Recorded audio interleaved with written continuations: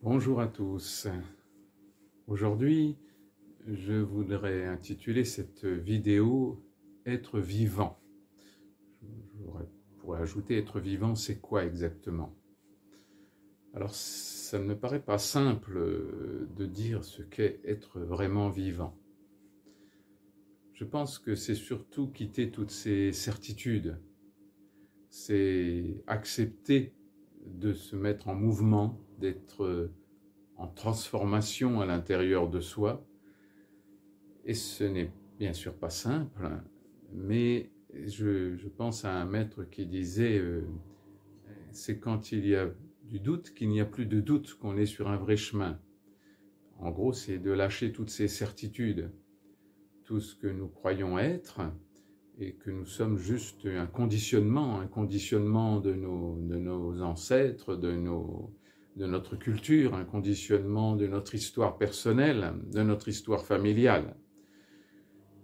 Donc c'est sortir de tous ces conditionnements, sortir de la matrice. Vous savez, le film Matrix qui explique très très bien cette difficulté profonde d'être un nouvel homme, un nouvel être vivant. Donc être vivant tout simplement, donc de quitter tous ces conditionnements. Ce n'est évidemment pas simple, mais l'important c'est de faire un pas en avant, un pas sur ce chemin. Un pas sur ce chemin vers la liberté, vers le retour à notre âme que nous avons tellement enfouie à l'intérieur de nous à cause de nos peurs, à cause de nos refus. Donc se mettre en chemin, c'est déjà accepter que c'est un mouvement qui ne s'arrête pas, c'est un mouvement qui n'a pas de fin et que l'on peut, jour après jour, se rendre compte qu'on peut lâcher encore, lâcher prise, lâcher prise, lâcher prise. C'est ce lâcher prise qui existe, à mon avis, à 1000 niveaux différents. Donc, chaque fois que nous avons tout compris sur le lâcher prise, nous avons simplement compris le lâcher prise à un certain niveau. Mais il y a encore des niveaux à lâcher, toujours, toujours, toujours. Pour n'être que soi-même, c'est-à-dire quelque chose qui est libre de tous nos conditionnements. Quelqu'un qui est autonome dans son histoire, qui ne dépend plus des autres pour exister, même si les autres font partie de son chemin et on n'a pas à se couper des autres, au contraire. Mais c'est la distance aussi avec soi-même, c'est-à-dire on ne s'identifie plus à soi-même. On n'est plus ceci ou cela, on n'est plus un homme, une femme, catholique, français, toutes ces identifications qu'il va falloir lâcher en prenant de la distance. Ce n'est pas refuser, ce n'est pas se mettre en opposition à tout cela. C'est simplement s'élever, prendre de la distance, devenir l'observateur. Être vivant, c'est devenir un observateur de ce que l'on vit, pour lâcher, pour grandir, pour être comme si on nous confiait un enfant handicapé, un enfant violent, un enfant qui malhonnête, et un enfant meurtri, et il va falloir s'en occuper. Vous vous rendez bien compte que si on vous amène un enfant qui a vécu une enfance terrible et que ça ne va pas être facile de s'en occuper, pour être juste, pour être dans la tendresse, dans l'amour, mais aussi dans la fermeté, dans l'exigence, de donner un cadre à cet enfant. Eh bien, c'est ça qui nous est demandé à chacun d'entre nous, d'être le thérapeute de nous-mêmes. Et c'est bien sûr pas simple, bien sûr, et il faut du temps, beaucoup d'amour, beaucoup de tendresse, et de la distance, pour que cet observateur soit de plus en plus neutre et ne conclut pas des certitudes, qui ne remplace pas des certitudes anciennes par des certitudes nouvelles.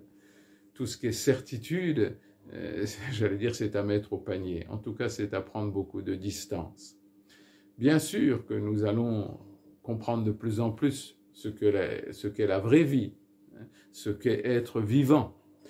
Mais ce n'est pas parce que nous avons compris à un certain niveau que nous n'avons pas des niveaux subtils encore à comprendre, à recevoir, à entendre.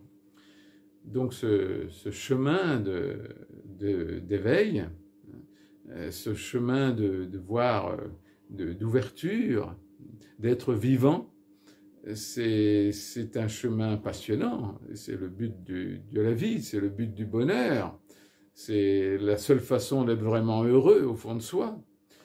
Donc être vivant, c'est vraiment apprendre la vie telle qu'elle est, voir la réalité dans toute son horreur, dans toute sa beauté, la vraie réalité, sans rien tricher, sans rien filtrer, voir la réalité de façon neutre, dans l'amour bien sûr, mais neutre.